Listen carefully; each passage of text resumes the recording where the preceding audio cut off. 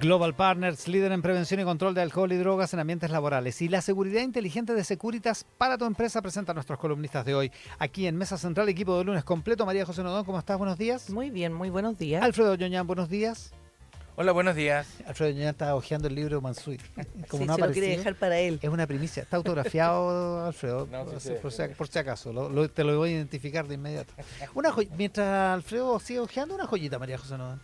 Ya, oye, yo tengo una joyita, me imagino que después iremos a hablar de Estados Unidos y de otros asuntos, ¿verdad?, que nos atañen, pero este domingo tenemos primarias, ¿ya? Claro. Y tenemos primarias y fíjate que la pregunta que ha ido surgiendo en algunos sectores de la derecha, no tengo la capacidad de decir cuán importantes o no lo son, pero me ha llegado por varios WhatsApp y ayer Pablo Longueira puso una carta en el Mercurio en relación a lo mismo, es si la derecha o los ciudadanos que son de derecha o que se reconocen de derecha ¿Ya?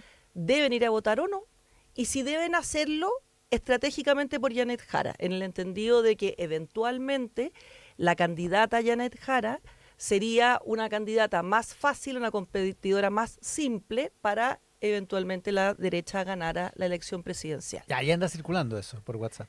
Mira, yo no sé, yo tengo siempre la sensación de que es más bien una sensación que una realidad, porque efectivamente para que eso produjera efecto tendría que ser un volumen enorme de gente de derecha, de votantes que fueran. Yo dudo de eso. Pero sí me parece que la sensación que describe Pablo Longueira en esa carta es real. O sea, a mí hay gente que me ha preguntado ampliamente, WhatsApp, pues el mundo que yo puedo también cotejar es bien chiquitito, pero creo que es importante ponerlo en la mesa como discusión, más allá de si efectivamente la gente va a votar o no va a votar. Entonces, aquí lo que estamos hablando es de un voto estratégico, es decir, es un ciudadano que decide votar, no por propias convicciones, no, digamos, porque tenga una vinculación directa con ese sector, en este caso la izquierda, sino porque parecería que ese voto conviene para su propio, digamos, objetivo, pensado en la elección presidencial. Ahora, yo coincido plenamente con Pablo Longueira de que votar estratégicamente por Janet Jara es perder de vista un elemento central, y que es que esta primaria no solamente va a dar un nombre que va a la elección presidencial, sino que va a hablar de una reconfiguración de poder y de fuerzas en la izquierda.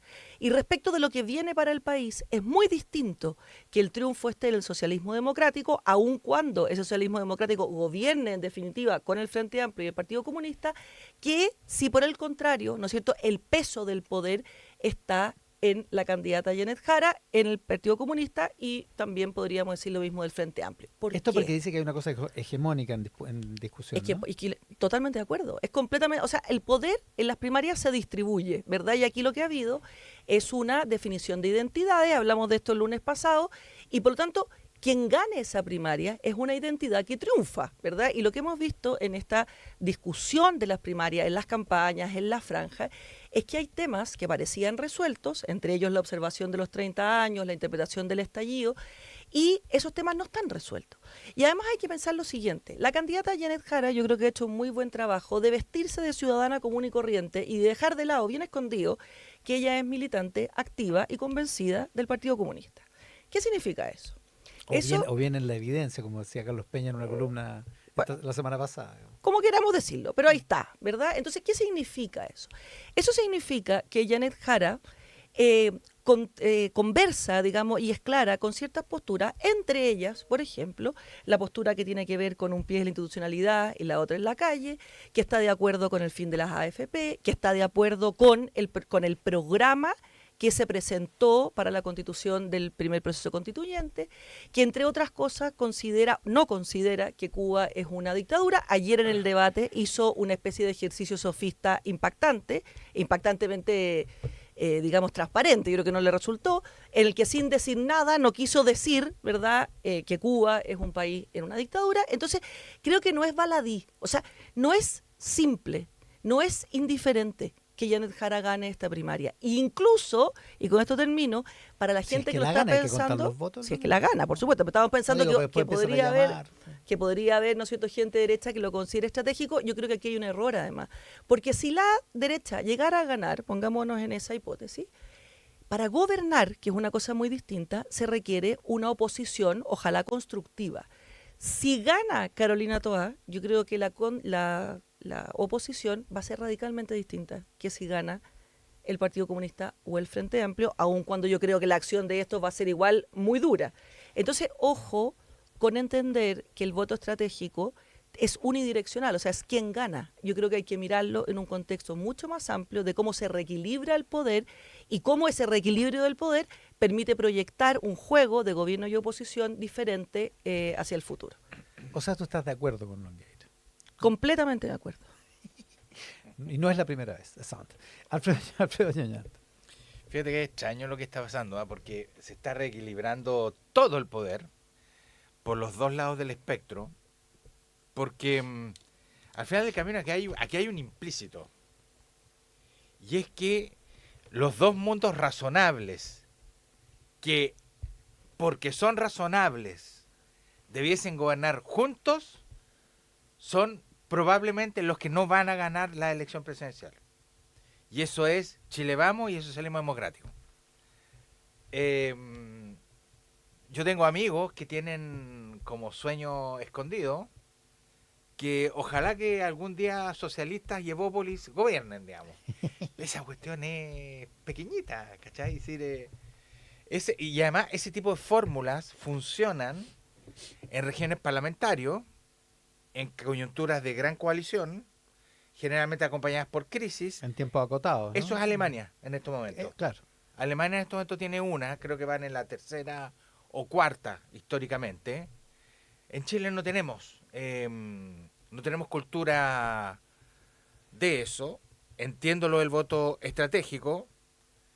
A decir verdad, desde el punto de vista de la derecha, hay que tener harta guata para votar estratégicamente de esa manera. Es decir, Sí, si yo estuviese en una posición así y empiezo a pensar estratégicamente, voto en realidad para Kast porque le conviene más a esto. Es decir, a mí me costaría muchísimo. Claro, pues está el ejercicio físico de votar en la soledad de la Cámara Secreta, que igual es...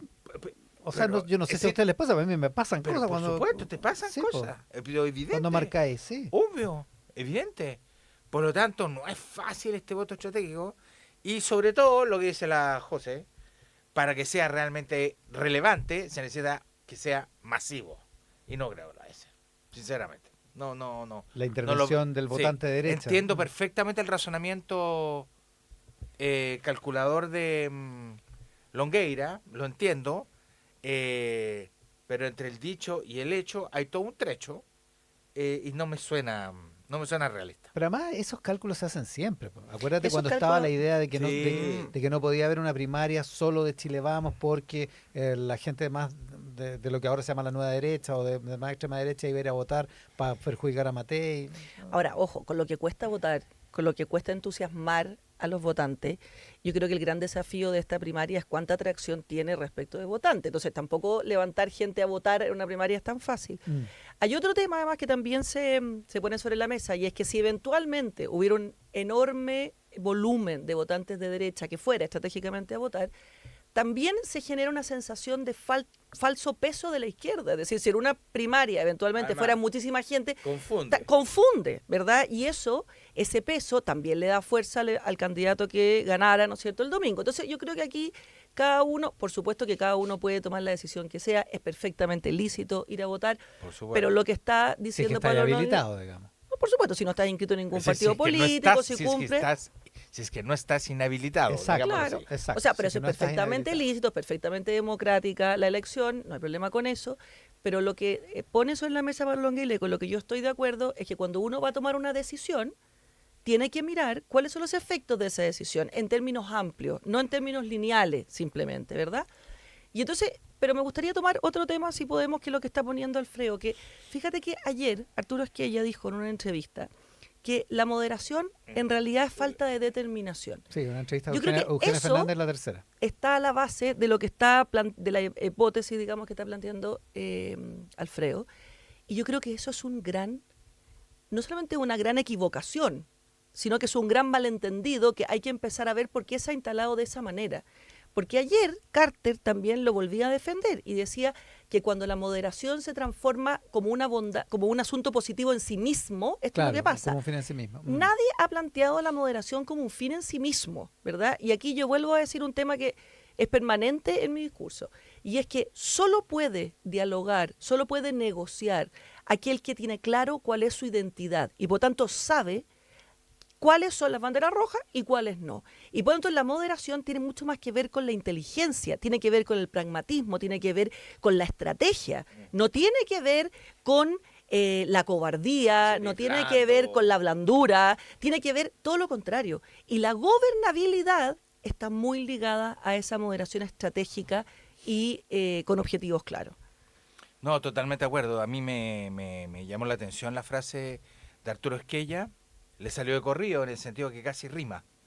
Es en apariencia buena frase, leyéndola en el fondo, no solamente es mala, es pésima, porque obvia que los partidos, sobre todo los partidos históricos, están orientados a gobernar.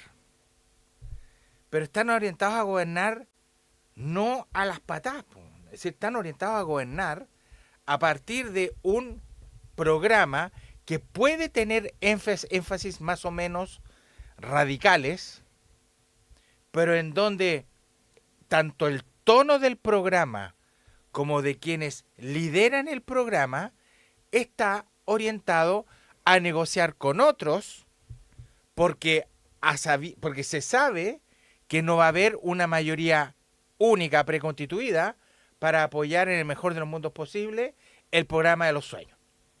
Por lo tanto, la moderación es eso, es algo así como una actitud táctica. Exacto, y que lo que busca es maximizar la influencia y la gobernabilidad, no minimizarla, es maximizarla. Exactamente, y desde ese punto de vista, cuando la ultraderecha trata a Chile Vamos de derecha cobardita, y la izquierda, derechita cobarde. La derechita cobarde. Acá me salió. y la ultra izquierda acusa al socialismo democrático de amarillismo, no están entendiendo nada de la vida misma. Porque no están orientados a gobernar. Ellos creen que se trata de imponer ideas a todo precio, y si se pierde, enmudecen, dicho se pasa en redes sociales, ya dejan de hablar, y si ganan es la unilateralidad, y lo que pierden de vista es que no se construye un mundo común. Alcanzamos con tu joyita. Sí, mira, mi joyita tiene que ver con de verdad la grave situación que se está viviendo en el Medio Oriente. El bombardeo con 150 aviones y 14 bombas de penetración por parte de Estados Unidos a distintas instalaciones nucleares. Aquí hay que ser bien cauto con el lenguaje. A instalaciones nucleares y no centrales nucleares. ¿Ah? Sí, hay una diferencia relevante en eso. Hay una diferencia relevante, porque unas están totalmente prohibidas. Bueno, el ataque a las centrales nucleares. Exacto, esa está completamente prohibida. Como la de Zaporilla en Ucrania. Este bombardeo es extremadamente complejo, al parecer militarmente muy exitoso, al parecer, pero esto es complejo porque puso en una posición, yo creo que autenticó a Rusia. Rusia hoy declaró su elogio a Ali Khamenei, que es el líder espiritual de los iraníes, criticó duramente a los Estados Unidos. China está ahí expectante. Es decir, a mí me suena que esta cuestión se está encabronando. Y hay que ser sumamente cuidadosos a partir de ahora, sobre todo cuando se es autoridad y gobierno, a la hora de emitir una opinión sobre el punto. A mí no me gustó el tuit a los 2 minutos del presidente Boric, lo consideré imprudente. Yo esperaría saber más, esperaría reacciones. Aquí, si lo que uno ve por redes sociales, no, es que esto es un asunto de principios. Oye, Es lo que acaba de decir el canciller Alberto Van Claveren más temprano acá en Televisión. Está bien, y creo que es un error. Porque todo no puede ser principios. Aquí pueden haber consecuencias. Yo sé que Chile es demasiado pequeño, pero desde un país pequeño que se la juega por los principios y empiezan a venir consecuencias en donde Chile no tiene ni arte ni parte en el conflicto, a mí me parece imprudente. Y yo prefiero dejarlo establecido porque esta crisis es inusualmente grave. Yo no había visto nada tan grave desde la crisis de los misiles en la década del 60. De los misiles de octubre, el 62. A ver, yo creo que es un ejemplo claro de la moderación es falta de determinación. Esa es la razón por la que el presidente Boric publica un tuit, que yo coincido con Alfredo, apresurado, sin la información. ¿Por qué? Porque lejos de la estrategia, lejos de ver cuál es la fórmula de influencia o de quedar puesto en el contexto de la mejor manera, lejos de habitar un cargo, lo que hay debajo simplemente es una lucha de principios. Es más importante el yo que el cargo. Entonces, ojo, porque eso que decimos desde los extremos con tanta felicidad, con tanta convicción, produce estos efectos. Esta es la realidad. ¿Continuemos con esto después? Sí, pero un elemento más. Sí. El Boric va a viajar ahora a los BRICS, en 2 semanas más. Sí. No me sorprendería que los BRICS solidaricen con Irán. Es decir, ¿y Boric qué hay? El canciller dice que Chile va como invitado, que no participa en bien, la elaboración de ninguna declaración. Está bien, va a estar invitado por un bloque enorme, BRICS, que ya sabemos a través de Brasil y evidentemente de Rusia, que hay posturas prorrusas, por ejemplo, respecto al conflicto de Ucrania. No, si en esto hay que moverse bien y hay que usar la cabeza. Continuamos con este debate. En el siguiente bloque seguimos con María José Nodón y con Alfredo Yoñán conversando de actualidad y política en Mesa Central.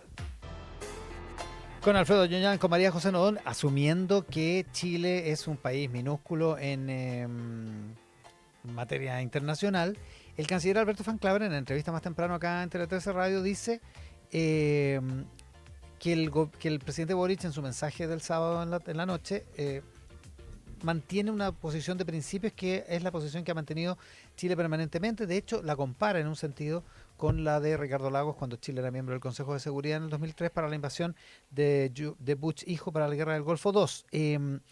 Pero enmenda la plana en 2 materias. Una dice que no hay en el uso del presidente Boric del concepto centrales nucleares, no hay una calificación de Chile a las instalaciones nucleares iraníes. No es que Chile crea que son centrales nucleares para producir energía o civiles, de carácter civil. Y 2, dice, esto tampoco significa conectar al régimen iraní y apunta a dos factores. Dice que es un régimen donde no se respetan los derechos humanos y que ha sido financiador del terrorismo y promotor de la inestabilidad a nivel internacional. Es parte de lo que ha dicho el canciller Van Claveren, que respalda, era que no, como hubiera dicho ese antiguo presidente chileno, al presidente en su mensaje, pero también de alguna manera lo matiza, porque además tiene más tiempo en una entrevista de radio que en un tuit, digamos. María José Nodón. A ver, yo volvería a lo mismo que decíamos antes de terminar el primer bloque. A mí me parece que el tuit del presidente Boric es impulsivo. Es impulsivo, en principio, porque además le falta información. No había necesidad ninguna de salir con una respuesta a ese nivel de rapidez. También, como incluso lo dijo ayer Jaime Mulé, podría haber salido primero el ministro de Relaciones Exteriores, podría haber habido otras estrategias.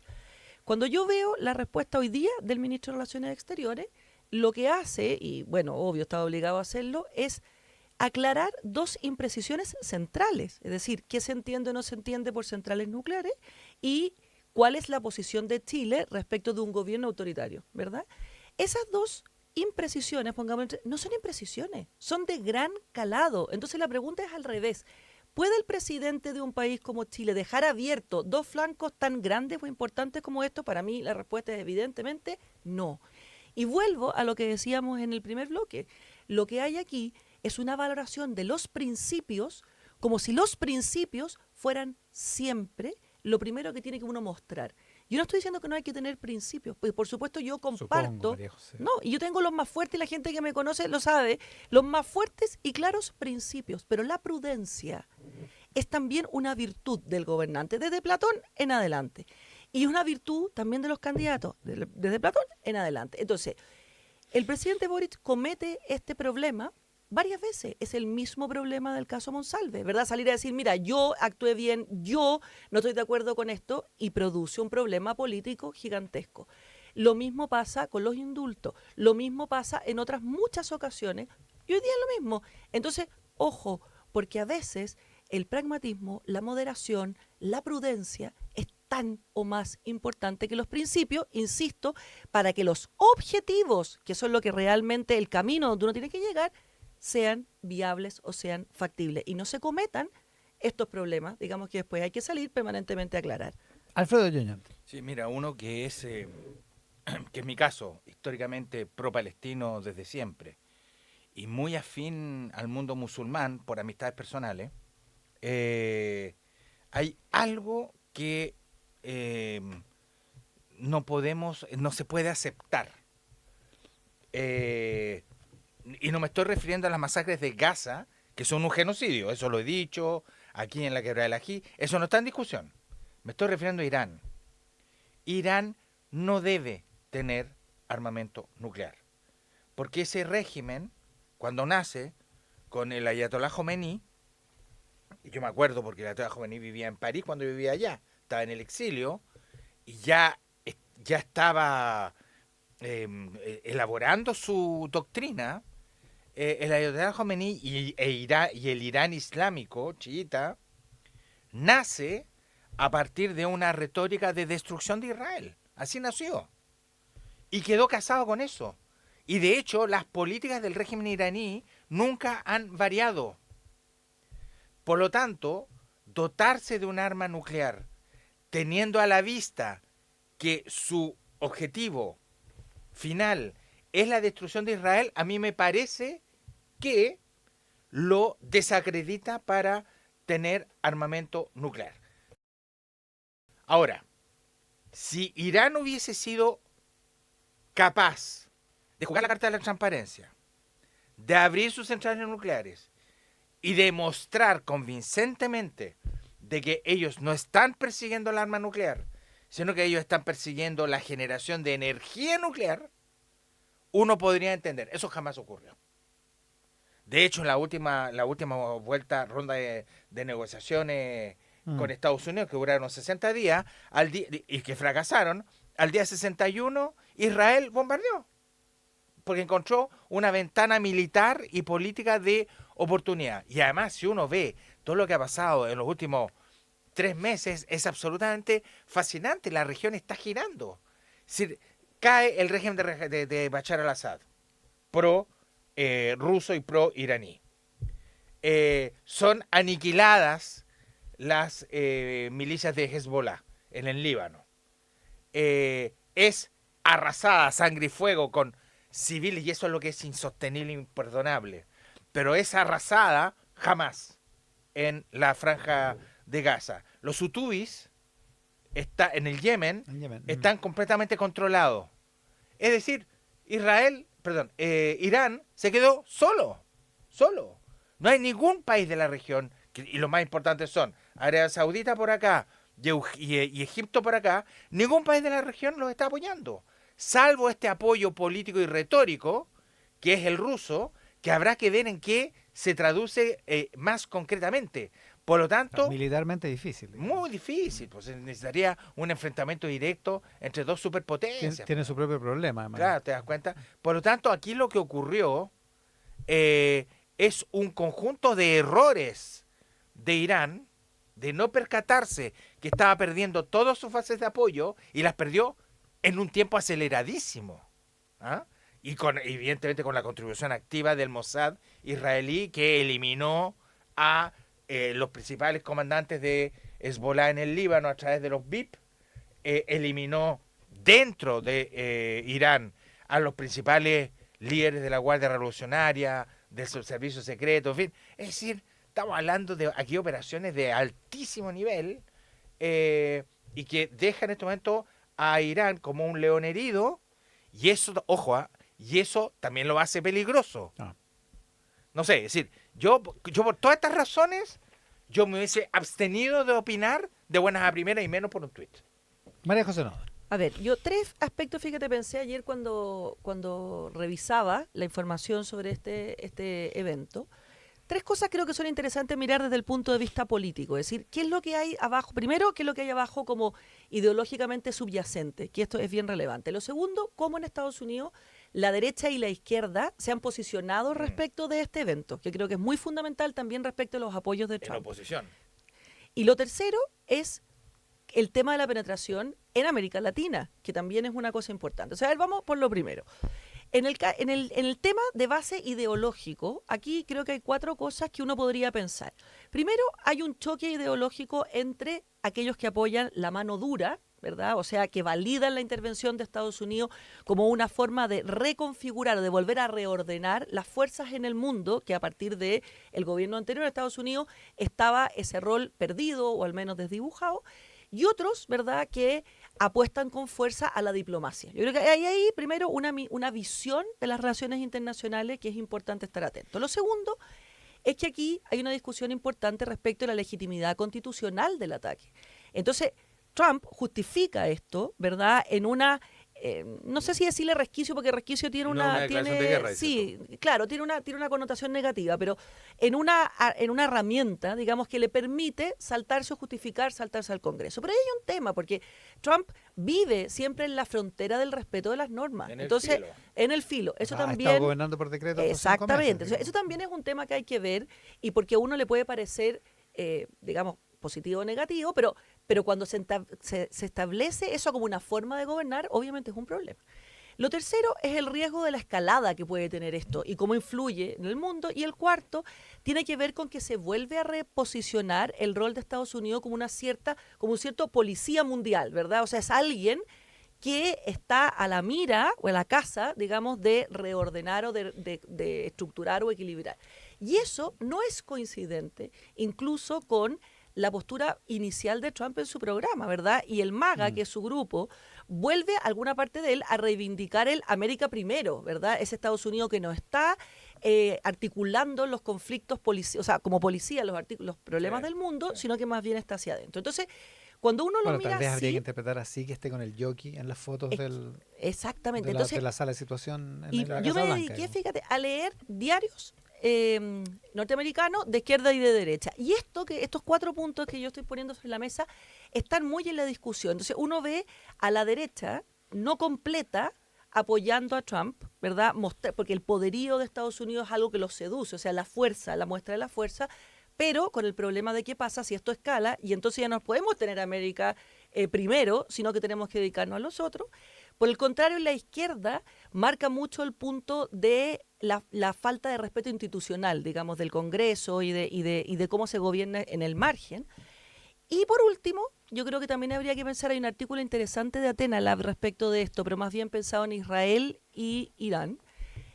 ¿Cuál es la penetración en América Latina? Y nosotros sabemos que aquí hay socios, ¿verdad?, que han ido buscándose justamente por hacerle este gallito, digamos, a Estados Unidos, y que están fundamentalmente en Cuba, en Venezuela, en Nicaragua y en Bolivia. Entonces, desde América Latina, y ahí más cuidado tendría que haber tenido el presidente Boric, este no es un tema que quede lejos, nos queda lejos físicamente, geográficamente, pero no tanto respecto a las implicancias que puede tener. ¿Alfredo? No, es decir, este es un juego de altísimo riesgo, de mucha complejidad. Yo agregaría acá el silencio brillante, porque yo considero que la mejor diplomacia en el mundo a esta altura es la China, como China está cultivando el silencio estratégicamente, no ha hablado, lo que no le impide a China avanzar en lo que Estados Unidos está perdiendo. En Estados Unidos lo que está perdiendo es el poder blando, ¿ah? Que es una conceptualización que viene de los trabajos de Richard Haas, que es un gran especialista de temas geopolíticos. Y China está ganando mucho poder blando, por ejemplo, a través de la ruta de la seda. Pensar de que en América Latina no hay intereses chinos, en algunos pocos países, intereses rusos. Piensen en toda la polémica que se abrió en Chile hace algunos días atrás por la radio del canal exacto, RT. El canal RT, en donde Que es un canal financiado por el gobierno. por el gobierno ruso, pero con información editorializada por los rusos, digamos. Es decir, es ingenuo pensar que todo esto pasa allá arriba, súper lejos, no tiene consecuencias. Bueno, chiquillos, yo les digo simplemente que basta con que Irán cierre el estrecho de Hormuz y esta cuestión pasó a otro estadio más. Vamos a tener un problema. Vamos a tener un problema con el petróleo. Por lo tanto, ahí pasa entre el 20 y el 30% del petróleo mundial. Por lo tanto, son tantas las variables que están en juego. Agreguen además esta sorda disputa muy del mundo del Islam entre chiitas, Irán, y sunitas, para ponerlo en simple, Irak. Y no olviden que Irán e Irak estuvieron por 10 años en una guerra fratricida.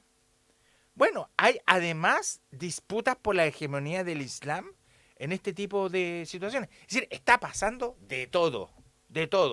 Y hay que respirar muy hondo antes de tomar posiciones de principios, antes de tomar posiciones de fondo, cuando el fondo todavía no lo entendemos completamente. Pues son demasiadas las cosas en juego. Demasiadas, es evidente. María José.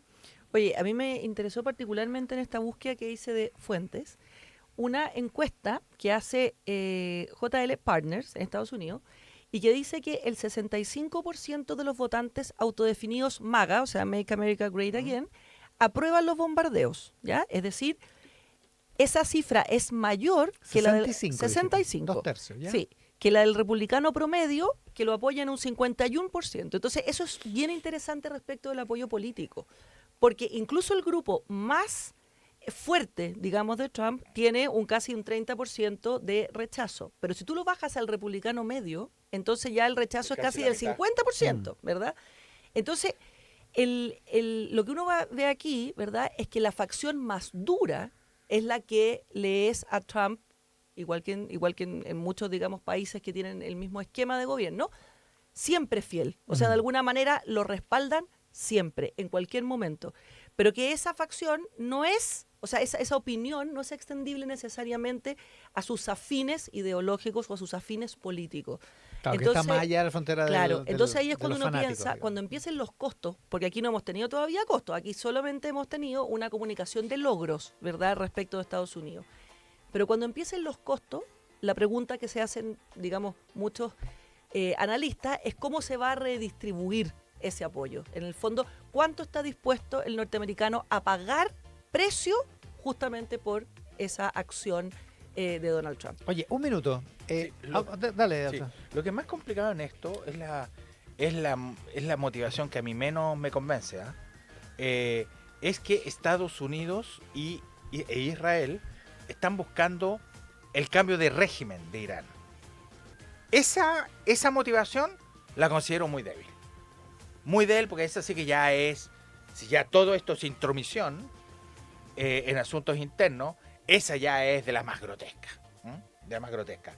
Y ojo, tenemos el caso, a propósito de la gran actuación que tuvo en ese momento el presidente Lagos, tenemos el caso de Irak. De la Segunda Guerra del Golfo. De la Segunda Guerra del Golfo, las armas de invasión de destrucción masiva. Que no existían. Buscaban cambiar el régimen. Sí. Lo cambiaron. Y mira lo que pasó. Y mira cómo terminamos. Por lo tanto, es un muy mal argumento eso del cambio de régimen. Esto a uno no lo hace pro chiita, esto no lo hace a uno pro régimen iraní, por favor, porque aquí en este país uno dice. No estáis a favor de la teocracia. No, teocrático no soy. Para nada. Alfredo Ñoñán y María José Nodón conversando de actualidad y política esta mañana acá en Mesa Central. ¿Recomendaciones para el programa de hoy, Alfredo? Mira, acabo de leer una película. Es sumamente recomendable. A ver. Mountainhead. En HBO Max. Sí. Imagínense una cena entre los principales tech bro del mundo.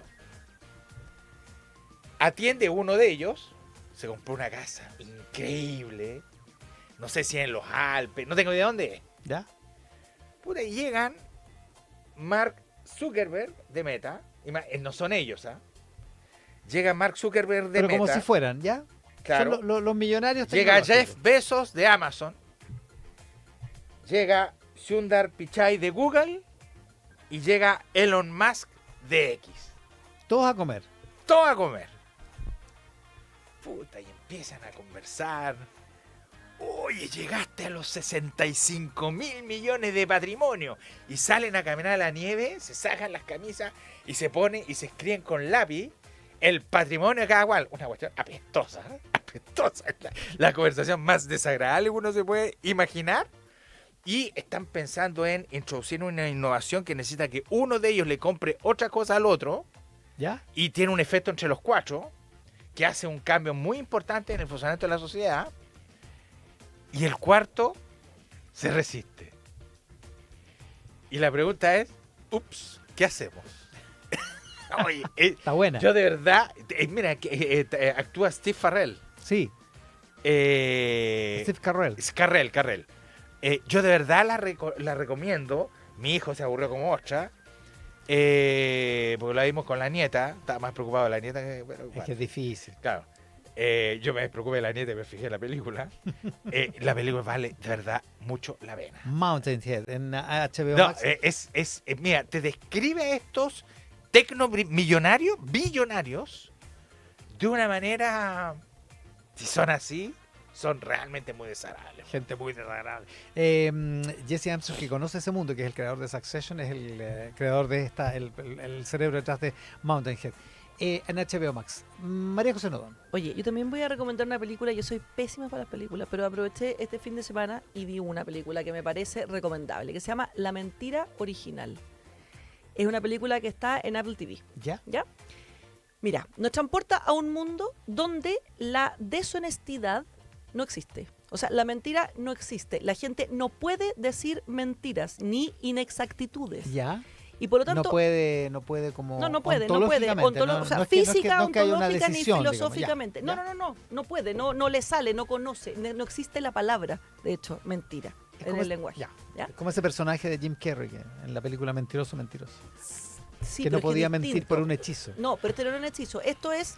No existe. no existe. Es una sociedad que funciona. No existe. Entonces, la gente dice la verdad brutalmente. Entonces, todas las relaciones humanas son de una brutalidad enorme. O sea, es como que yo dijera acá, les digo, mire, ¿saben qué? Yo venía para acá con un aburrimiento de estar con ustedes dos. Estoy aquí solamente porque si no vengo me echan. Pero bueno, y así, No, ¿verdad? O si no, el Iván Entonces, Valenzuela, la puta que me cae mal. oye, no, pero hay una escena, por ejemplo, Ya, paremos en que con la verdad, por en favor. en una comida, una niña estupenda, un tipo no tanto, y entonces llega el mozo y le dice, bueno, estamos claros que ella no te corresponde. Entonces él le dice, sí, ya sé, sí, simplemente porque un amigo nuestro nos vino para acá y ella me está haciendo un favor, y él le dice, sí, te estoy haciendo un favor, quiero que sepa que voy a pedir algo caro para aprovechar esto. O sea, todo así, ¿ya? Bueno, pero llega un minuto donde el protagonista dice una mentira. No. Dice una mentira. Se hace una conexión en su cerebro y entonces empieza a dar cuenta del poder no solo de la mentira, sino que el maravilloso poder que tiene la ficción para suavizar las relaciones humanas, para vivir de una mejor manera, para generar esperanza, ¿ya? Entonces creo que es una película que además nos pone, fíjate, en una tesitura donde vivimos en un mundo de la transparencia absoluta. A ver, vamos viendo cómo sería un mundo así, pero sobre todo la capacidad, insisto, no de la mentira, porque la mentira es una cosa como muy circunstancial en la película, no, de la ficción. Y cómo, en el caso de una elección presidencial, también los candidatos juegan de alguna manera, ¿no es cierto?, a ficcionalizar su identidad, ficcionalizar quiénes son, y cómo logran algunos y otros no ir estableciendo vínculos, digamos, con los ciudadanos. Súper interesante como fenómeno la película. Es de The Invention of Lying, es la con Ricky Dimension- Gervais. sí, no, es que no exacto. la ¿Cómo viste. se llama? Con The Invention of Lying. La ese mentira en inglés, original. ¿Y la dónde la mentira viste? original. ¿Dónde Apple está? TV. ¿En Apple TV? Sí, Qué Apple buena. TV. Dementia. Sí. The Invention of Lying es con Ricky Gervais, el Y en el humorista fondo, británico. ¿sabes lo que encontré interesante de la película? Es que reconoce la necesidad humana de la ficción, o sea, de soñar, de crear mundos mejores, de esperar que el mundo puede cambiar y que en el fondo esa honestidad al desnudo no siempre es lo que nos hace mejor a los seres humanos. Ricky Gervais es muy bueno. Bueno, es el de The Office de inglés. Hay varios especiales en Netflix de Ricky Gervais de stand-up, digamos. Cuando hace no sé, no los he visto, pero la verdad vale la pena la película. Es realmente una figura Sí. muy extraordinaria. Y tiene una serie de televisión que estoy tratando de acordarme cómo se llama, que es preciosa, que se llama Afterlife. Ya. El queda viudo. Ya, que la Tiene película, dos temporadas preciosas. este mismo actor es un personaje que se llama Mark Bellison, ¿ya? Y este es un guionista fracasado, así un típico loser, Ya. y él es el que después puede mentir. Ya. Y entonces el que va transformando la historia. La mentira original se La llama. mentira, la traducción en Apple TV. español es la mentira original. Y yo, para que sigas con Ricky Gervais, te recomiendo Afterlife. Voy a anotarlo. Así que fíjate. ya, con María José Nodón, con Alfredo Yoñán, la conversación de actualidad y política de hoy. Nos encontramos el próximo lunes cuando ya sepamos quién ganó la primaria. Así es. Oye, ¿verdad? Que les vaya bien. Hasta la próxima semana. Igual a ustedes, nos vemos. Nos vemos. Chao, chao. Porque creemos que la buena información puede aportar a un mundo mejor.